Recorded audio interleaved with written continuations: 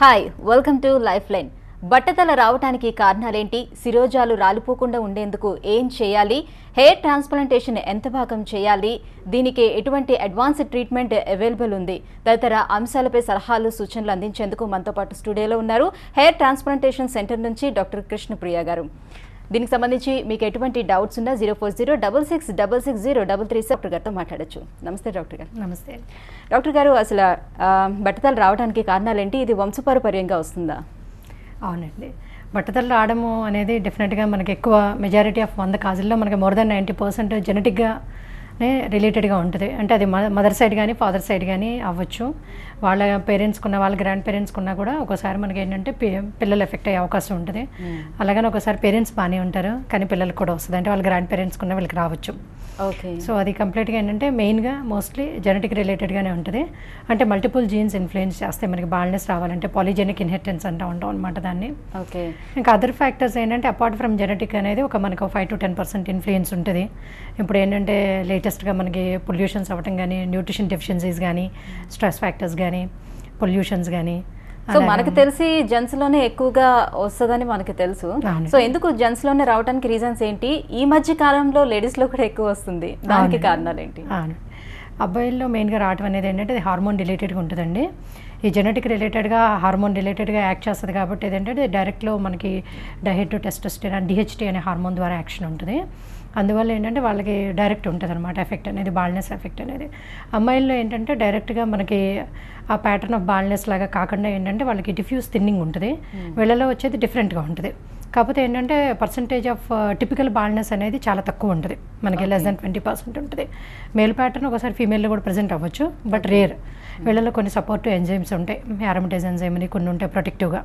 అందువల్ల వీళ్ళకి ఏంటంటే టిపికల్ బాల్నెస్ తక్కువ, అరుదుగా చూస్తాం, చాలా రేర్గా చూస్తాం. ఓకేనండి, ఒక కాలర్ సిద్ధంగా ఉన్నారు, చూద్దాం. చౌటప్పల్ నుంచి సతీష్ గారు. నమస్తే సతీష్ గారు. Hello madam. సతీష్ గారు చెప్పండి, మీకున్న సమస్య ఏంటో డాక్టర్ గారికి వివరించండి. మేడం నాకు బట్టలు వచ్చింది మేడం. ఓకే అండి. అయితే మొత్తానికి మా ఫాదర్కి బట్టలు ఉంది. ఓకే అండి. నా వయసు 28 సంవత్సరాలు. చౌటపల్లి నుంచి ఫోన్ చేస్తున్నాను. ఓకే అండి, మీ వయసు అండి? 28 సంవత్సరాలు మేడం. ఓకే అండి, మందులు ఏమైనా వాడారా? మందులు ఏం వాడలేదు మేడం. ఇదివరకు ఒకసారి ఎన్జిఓకి వెళ్ళాను, వాళ్ళు ట్రీట్మెంట్ 1 సిట్టింగ్కి వెళ్ళాను కానీ నాకు తలనొప్పి అనిపించింది. అదే అండి. ఓకే అండి. ఆ తర్వాత నేను ట్రీట్మెంట్ తీసుకోలేదు. ఓకే అండి. మేడం ఇప్పుడు హెయిర్ ప్లాంటేషన్ వస్తున్నాయి కదా మేడం. అవునండి. అయితే చేయించుకోవాలనుకుంటే ఎంత ఖర్చు అవుతుంది, ఎలా మిమ్మల్ని అప్రోచ్ అవ్వాలనేది. అదే అండి, ఒకసారి వచ్చి డైరెక్ట్గా చూపించుకోండి. చూపించుకుంటే అప్పుడు కరెక్ట్గా మీకంటే చేయడానికి కూడా బాగుందా లేదా, మనకి డోనర్ ఏరియా బాగుందా లేదా అది కూడా ఎగ్జామినేషన్ చేయాలి. ఒకసారి చేస్తే ఒకసారితో అయిపోతుందా లేదా అనేది కూడా ఒకసారి ఎగ్జామ్ చేయాలమ్మా. అందుకని డైరెక్ట్గా ఒకసారి వచ్చి చూపించుకోండి. ఓకేనండి, నెక్స్ట్ కాలర్ చూద్దాం. చైతన్య హైదరాబాద్ నుంచి. నమస్తే చైతన్య గారు. చైతన్య గారు చెప్పండి. హలో అండి. అదే అండి, నాకు ఫోర్ హెడ్ నుంచి పైకి హెయిర్ అనేది ఫాలో అవుతుందండి రీసెంట్గా. ఓకే అండి. సో ఆ ప్రాబ్లం ఒక 1 year నుంచి ఉంది. డైలీ ఒక 6 to 10 ఫాలికల్స్ అలా పోతూ ఉంటాయండి నాకు. ఓకే అండి, మీ వయసు అండి? నా ఏజ్ 22 అండి. ఓకే అండి, ఫ్యామిలీలో ఉందమ్మా బట్టతలది ఎవరికన్నా? మా నాన్నగారికి ఉందండి. ఓకే, అంటే మీకు అంతా స్టార్టింగ్ స్టేజ్లో ఉన్నట్టుంది కదా చైతన్య గారు. ఒకసారి చూపించుకోండి, మెడిసిన్స్ యూస్ చేస్తే బాగుంటుంది. స్టార్టింగ్లో కంగారు పడక్కర్లేదు, డైరెక్ట్గా ట్రాన్స్ప్లాంట్కి ఇనీషియల్గా మనం మెడికల్గా ట్రై చేయొచ్చు. కొంతకాలం బాగా ఎస్టాబ్లిష్ అయితే కనుక ఇంకా తప్పనిసరిగా అప్పుడు మనం ట్రాన్స్ప్లాంట్కి వెళ్ళొచ్చు. ఓకేనండి, నెక్స్ట్ కాల్లో చూద్దాం. గుంటూరు నుంచి నాగరాజ్ గారు. నమస్తే నాగరాజ్ గారు. గుడ్ ఆఫ్టర్నూన్ అండి, చెప్పండి. ఇప్పుడు అది చేయించుకోవడం వల్ల సైడ్ ఎఫెక్ట్స్ ఏమైనా వస్తాయండి? ఏముండదండి, సేఫ్ ప్రొసీజర్ అండి. అంటే మన తల్లో మనకే పెడతాం కదా, మేడం అంటే మన తల్లో హెయిర్ మనకి పెడతాం కదండి, అందువల్ల సైడ్ ఎఫెక్ట్స్ అనేవి ఉండవండి. సింపుల్గా అది చాలా సూపర్ఫిషియల్ ప్రొసీజరు. మనకి ఏంటంటే లోకల్ అనెస్థీషియాలో అయిపోతుంది, ఒక 3 to 4 అవర్స్లో అయిపోతుందండి ప్రొసీజర్ అంతా. డే కేర్ ప్రొసీజర్లా ఉంటుంది, సేఫ్ ప్రొసీజర్ అండి. ఓకే మేడం, బట్టతల వచ్చిన లక్షణాలు ఎలా మనకు తెలుస్తుంది? జనరల్గా సీజనల్గా కూడా కొంచెం జుట్టు రావడం అనేది జరుగుతుంటుంది కదా, సో ఇది బట్టతల వస్తుందని మనకి ఎలా తెలుస్తుంది? అంటే టిపికల్ మనకి ఏంటంటే అందులో ఒక సిస్టమేటిక్ ప్యాటర్న్లో మనకి హెయిర్ డిఫెక్ట్ అవుతా అంటే డ్యామేజ్ అవుతూ ఉంటుంది. దాన్ని మనం ప్రాసెస్ ఆఫ్ మినియేచరైజేషన్ అంటాం. అంటే గ్రాడ్యువల్గా ఏంటంటే ఇట్ టేక్స్ ఇయర్స్ టుగెదర్ అనమాట. గ్రాడ్యువల్గా థిన్నింగ్ వచ్చి అలా స్టెప్ బై స్టెప్ మనకి ఫైనల్గా బాల్నెస్లో ల్యాండ్ అవుద్ది. బాగున్న హెయిర్ని మనం టెర్మినల్ హెయిర్ అంటాం. కొంచెం పార్షియల్ డ్యామేజ్ ఉంది ఇంటర్మీడియట్ క్వాలిటీ అంటాం. బాగా డ్యామేజ్ అయితే వెల్లెస్ క్వాలిటీ అంటాం. అంటే బాగా పీచులాగా అయిపోద్ది. ఆ తర్వాత అది ఊడిపోతే ఇంకా కంప్లీట్ బాల్నెస్ అంటే ఇంకా రూట్ కంప్లీట్గా అందులో డెత్ వచ్చేసింది అనమాట. సో అది మనం టిపికల్గా ఎగ్జామినేషన్ బట్టి మనం చెప్పగలుగుతాం లోకల్గా.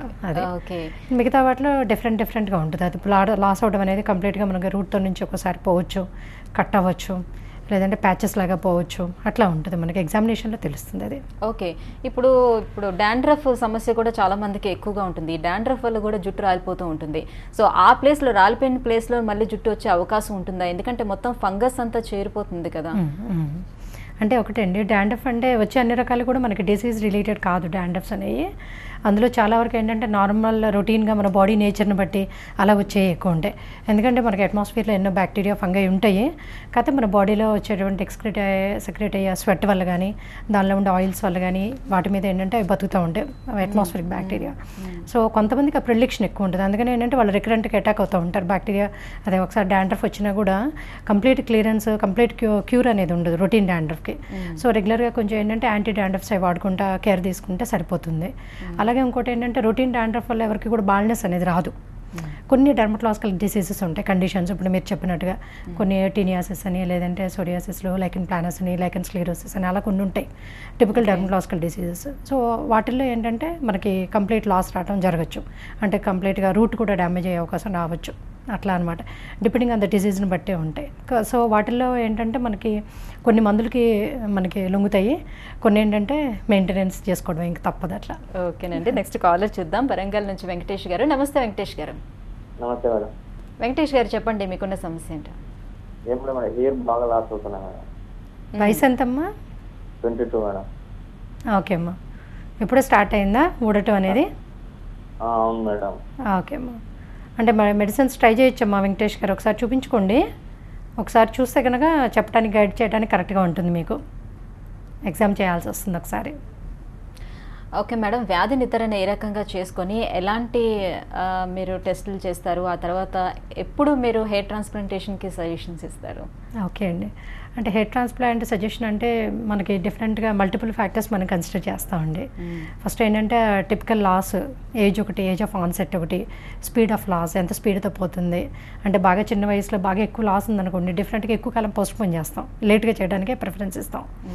అదే ఒక మెచ్యూర్ ఏజ్ వచ్చిన తర్వాత గ్రాడ్యువల్గా సిస్టమాటిక్ ప్యాటర్న్లో పోతుంది అనుకోండి, అంటే మనకి హెయిర్ లాస్ కూడా ఒక టిపికల్ క్లాసిఫికేషన్ ఉంటుంది, నార్వుడ్ క్లాసిఫికేషన్ అని. సో అలా typical systematic classification male pattern బాల్నెస్లో అలాగా పోతూ ఉంటే అప్పుడు ఏంటంటే మనకి టిపికల్ ఏరియాస్ పోయినప్పుడు డెఫినెట్గా డోనర్ ఏరియా బాగుండి, పేషెంట్ అంతా మనకి ఫిజికల్గా ఫిట్నెస్ ఉండి, హెల్త్ వైజ్ అన్ని రకాలుగా బాగుండి, వాళ్ళకి ఇంట్రెస్ట్ ఉంటే కనుక అప్పుడు మనం ట్రాన్స్ప్లాంట్కి వెళ్ళచ్చు. కొన్ని బేసిక్ బ్లడ్ టెస్ట్లు ఉంటాయి. అంటే ఒక్కోసారి సమ్ టైమ్స్ ఏంటంటే కొంతమందిలో విటమిన్ లోపం వల్ల కానీ, హార్మోన్స్ లోపం వల్ల కూడా హెయిర్ లాస్ వస్తూ ఉంటుంది. సో అందుకని అలాంటివి ఏమైనా ఉన్నాయో కూడా ఫస్ట్ మనం రూల్ అవుట్ చేసుకుంటాం. డిపెండింగ్ ఆన్ ఇండివిజువలైజ్డ్ అనమాట. అందరికి ఒకలాగా ఉండదు. కొంతమందికి B12 వల్ల లాస్ అవ్వచ్చు, కొంతమంది థైరాయిడ్ వల్ల, హైపోథైరాయిడిజం వల్ల పోవచ్చు, కొంతమందికి వైటమిన్ D ఎఫెక్ట్ ఉండొచ్చు. లేడీస్లో అనుకోండి పర్టికులర్గా ఎనిమిక్గా, బాగా ప్రోటీన్ డెఫిషియన్సీస్, ఎనిమిక్గా ఉండటం వల్ల ఎక్కువ లాస్ చూస్తూ ఉంటాం మనం. యాక్చువల్లీ ఏ ఏజ్ గ్రూప్ నుంచి ఇది స్టార్ట్ అవుతుంది? ఇంకా చిన్న వయసులోనే వచ్చింది అనుకోండి, దాన్ని ఏ రకంగా అనుకోవచ్చు అసలు? అదే యూజువల్గా మనకు కామన్గా ఏజ్ స్టార్టింగ్ అంటే ఇప్పుడు ఇంతకుముందు మనకి 20s దాటాక ఉండేది. ఇప్పుడు ఏంటంటే అది టీనేజ్లో స్టార్ట్ అవుతుంది. కొంచెం 16-17 ఇయర్స్ నుంచి, ఈవెన్ మనం 10th క్లాస్ పిల్లలు అయిపోయిన దగ్గర నుంచి, ఇంటర్ నుంచి కూడా ఎక్కువ మందికి చూస్తూ ఉన్నాం. అంటే బికాస్ ఆఫ్ ఈ చేంజ్ ఆఫ్ లైఫ్ స్టైల్ అవ్వచ్చు, ఫుడ్ మారటం కానీ, స్ట్రెస్ ఫ్యాక్టర్స్ ఎక్కువ అవటం కానీ, అవన్నీ హాస్టల్లో ఉంటాం, పిల్లలు న్యూట్రిషన్ సరిగా వెళ్ళకుండా ఉంటాం, ఎక్కువసేపు చదవటం వచ్చే స్ట్రెస్ అన్నీ ఉంటాయి కదా ఆటోమేటిక్గా. వాటి వల్ల ఏంటంటే ఇప్పుడు మామూలుగా వచ్చేసి 30s అబవ్ వచ్చేది కూడా ఏంటంటే మనకి ఈవెన్ 17-18s నుంచే ఆ థిన్నింగ్ కానీ, ఊడిపోవడం కానీ ఎక్కువ మందికి చూస్తూ ఉన్నాం. కొంచెం ప్రీపోన్ అయింది అది లాస్ అనేది అట్లా. సో హెయిర్ ట్రాన్స్ప్లాంటేషన్ చేయించుకోవాలి అనుకునే వ్యక్తి ముందుగా ఫాలో అవ్వాల్సిన అంశాలు ఏంటి అసలు? అదే అంటే అతను డెఫినెట్గా హెయిర్ ట్రాన్స్ప్లాంట్ చేయించుకోవాలి అంటే మటుకు కొద్దిగా కొన్ని విషయాలు మటుకు డెఫినెట్గా తెలియాలి. అంటే for example how the procedure ఎలా చేస్తాము, ఇప్పుడు ఇందాక అడిగినట్టుగా ఏంటంటే ఏమైనా ప్రాబ్లమ్స్ వస్తాయా, ఇలాంటి డౌట్స్ ఉంటాయి. సో అందుకని ఏంటంటే ప్రొసీజర్ మనం ఎలా చేస్తాము, ఎక్కడి నుంచి తీస్తాము, ఎలా పెడతాము, ఎంత కాలానికి మనకి గ్రోత్ అనేది రావటం జరుగుతుంది, వచ్చిన తర్వాత ఎంత లుక్ మనం ఇవ్వగలుగుతాము. ఎందుకంటే they never go back to their 10 years age. ఇప్పుడు సపోజ్ 30 years అతనికి చేసిన 40 yearsకి 70 years అతనికి చేసిన మనం చిన్నప్పుడు టీనేజ్ లాగా 10-12 ఏళ్ళలాగా మనం ఏం తీసుకెళ్ళాం వాళ్ళని. అలాగే ఏంటంటే చిన్నప్పుడు అంత డెన్సిటీ కూడా ఇవ్వలేము, 100 మనం రీప్లేస్ చేయలేము.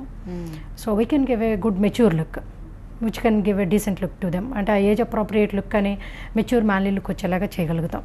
బాగా విపరీతంగా చిన్నప్పట్లాగా మనకి ఎంత అంటే ఒక 10,000 పోయినాయి అనుకోండి, 10,000 రిప్లేస్ చేయలేము మనం. ఎందుకంటే మన వెనకాల వచ్చే డోనర్ ఏరియా సోర్స్ అనేది ఎప్పుడు మనకి లిమిటెడ్గా ఉంటుంది. సో అందుకని అది మనం ఎక్స్ప్లెయిన్ చేస్తాం వాళ్ళకి, how much loss is there, how much we're going to replace, how it will be. అంటే మనం ఇచ్చే హెయిర్ లైన్స్ కానీ ఇవన్నీ కూడా ఇండివిజువలైజ్గా ఏ మనిషికి ఎవరికి ఎలా పెడితే సూట్ అవుతుంది అనేది వాళ్ళకి ఎక్స్ప్లెయిన్ చేస్తాం. సో అవన్నీ వాళ్ళకి తెలియాలి మస్ట్ అర్జెంట్గా. ఓకే మేడం, ఇంకొక కాలర్ సిద్ధంగా ఉన్నారు, చూద్దాం. చైతన్య ఉత్తరప్రదేశ్ నుంచి. నమస్తే చైతన్య గారు.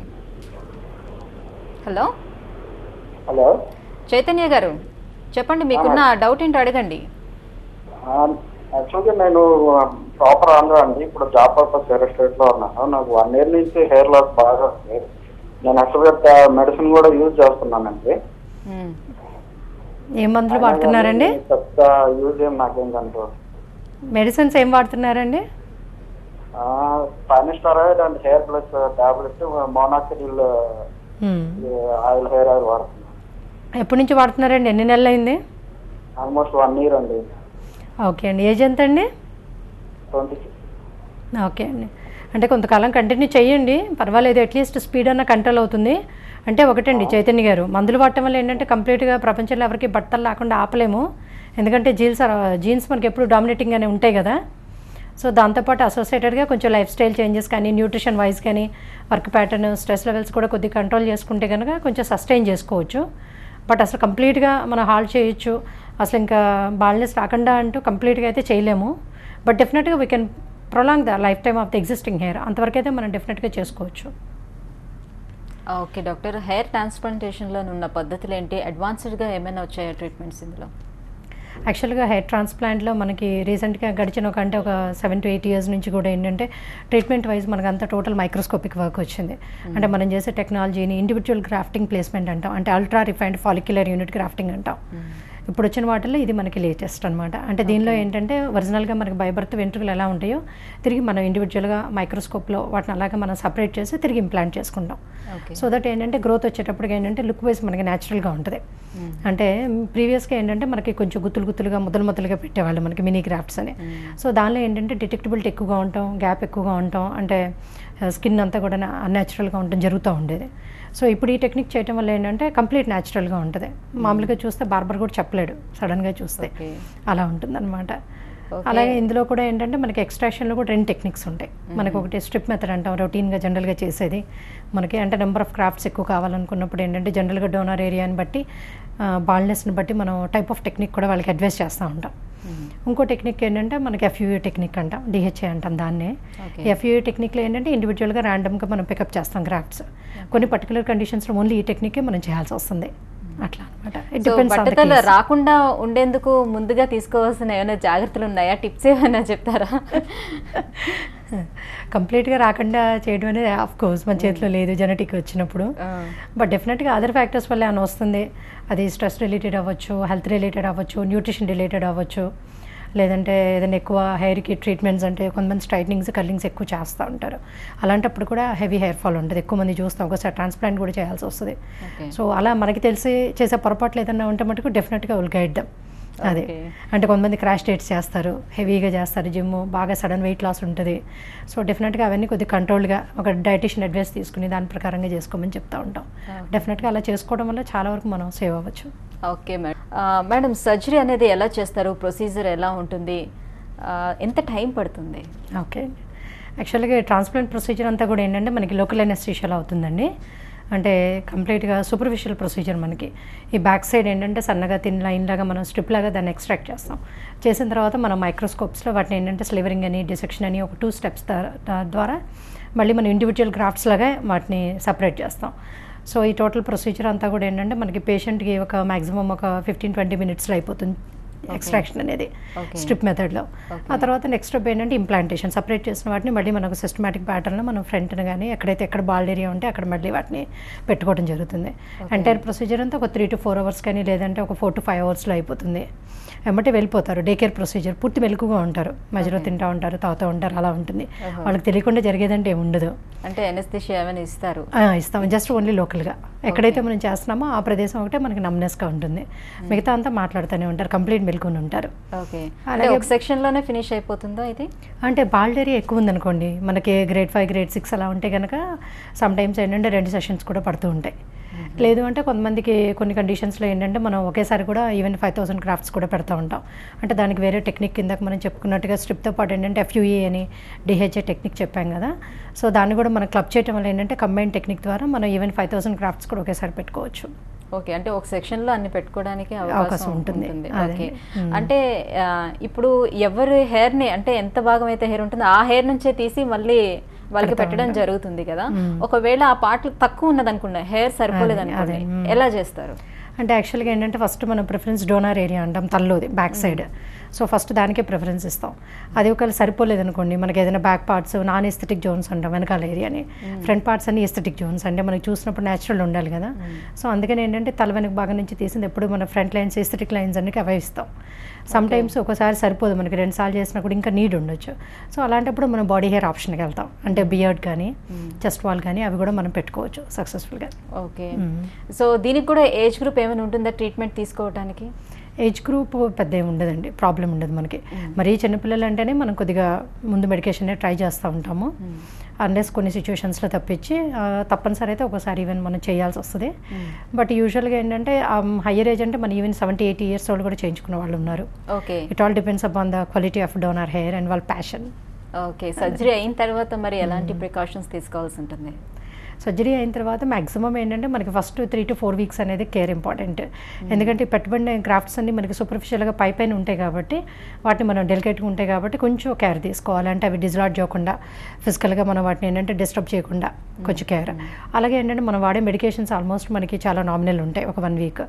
అందువల్ల ఏం చేస్తామంటే ఈ బయట నుంచి వచ్చే పొల్యూషన్స్ కానీ అలాంటివి టచ్ అవ్వకుండా, అంటే like rain water, dust, sunlight అలాంటి ఎక్స్పోజ్ అవ్వకుండా ఈ ఫస్ట్ 1 month వచ్చి క్యాప్ కానీ అవుట్ సైడ్ వెళ్ళినప్పుడు హెల్మెట్ కానీ యూజ్ చేసుకోమని చెప్తాం.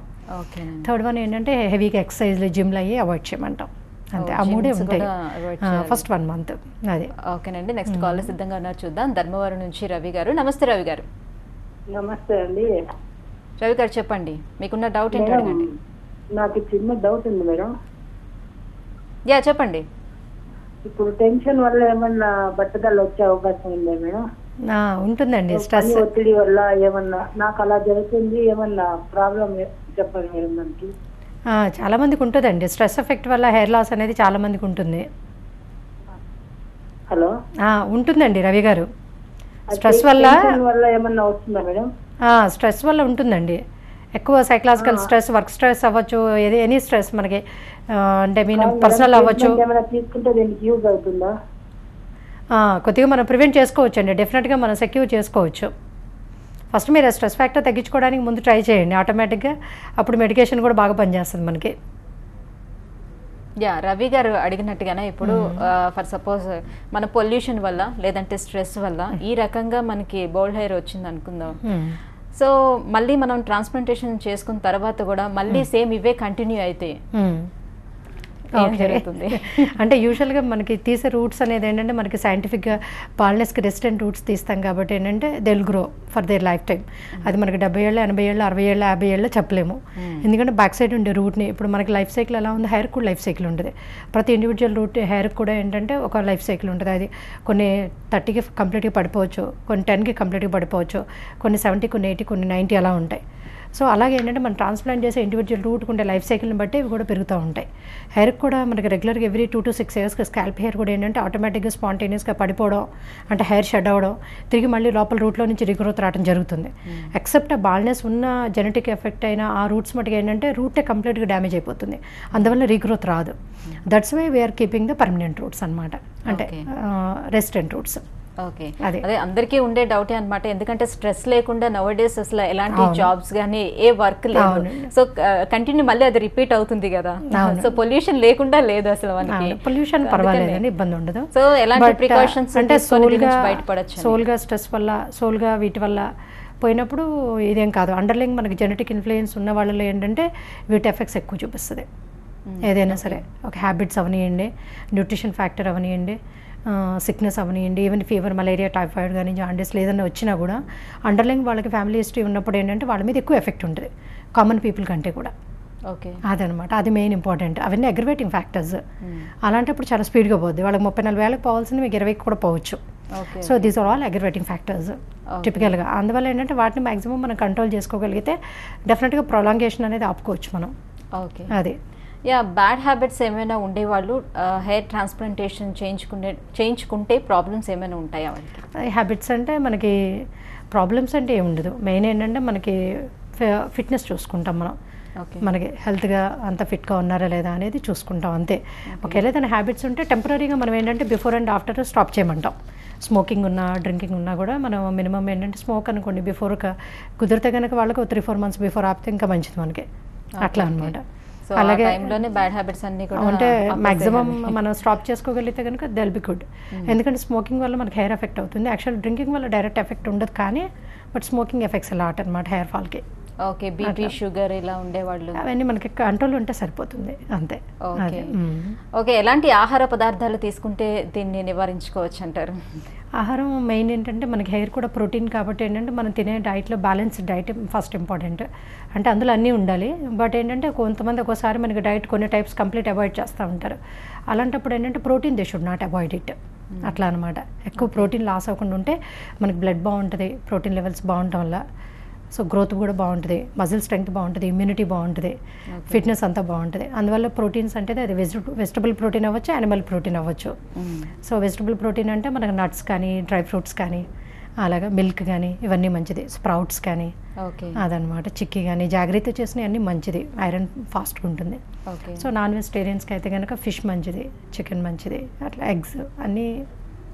హెయిర్ గ్రోత్ కావాల్సిన ప్రోటీన్స్ తీసుకోవాలి. ఓకే, జనరల్గా కొంతమందికి అక్కడక్కడ కొంచెం మచ్చల్లా బట్టదలలా వస్తూ ఉంటుంది కదా. సో అలా వచ్చే వాళ్ళకి కూడా మనం ట్రాన్స్ప్లాంటేషన్ చేయొచ్చు కొన్ని సర్టెన్ కండిషన్స్లో. అంటే ఫస్ట్ మనం ఎందుకు పోయిందనేది చూసుకోవాలి. అంటే దాన్ని అల్పేషియా ఎరేటా అంటాం మనము, తెలుగులో పెయిన్ కొరుకుడు అంటూ ఉంటాం. సో కొంతమందికి ఏంటంటే అలా ప్యాచీ హెయిర్ లాస్ జరుగుతూ ఉంటుంది. సో అది కూడా ఏంటంటే మనకి ఇమ్యూనలాజికల్ ప్రాబ్లం వల్ల వచ్చేది కాబట్టి దానికి కంప్లీట్ పర్మనెంట్ క్యూర్ లేదు. చాలామందికి ఏంటంటే స్పాంటేనియస్గా రీగ్రోత్ వస్తుంది, కొంతమందికి ఏమో రీగ్రోత్ రాదు, అది ఉండిపోయి ఇంకా బాడీ అంతా కూడా ఎఫెక్ట్ అవుతుంది. సో ఏదైనా కొద్ది ఏరియా ఎఫెక్ట్ అయితే మనకి ఒక 2-3 years పాటు అదేంటంటే కంప్లీట్గా మనకి క్విసెంట్గా ఉంటే, అంటే యాక్టివ్ స్టేజ్ లేకుండా ఉంటే కనుక మనం బయాప్సీతో కన్ఫర్మ్ చేసుకుంటే కనుక అప్పుడు ఆ ఏరియాలో కూడా మనం ట్రాన్స్ప్లాంట్ చేసుకుంటే గ్రోత్ వస్తుంది. అయితే ఫస్ట్ చాయిస్ మెడికల్గానే వెళ్తాం. Okay, thank you madam, thank you so much. బట్టతల రావడానికి కారణాలు ఏంటి, రాకుండా ఉండేందుకు ప్రికాషన్స్ కూడా తెలిపినందుకు థ్యాంక్ యూ సో మచ్. ఇది ఇవాల్టి లైఫ్ లైన్. చూస్తూనే ఉండండి TV9.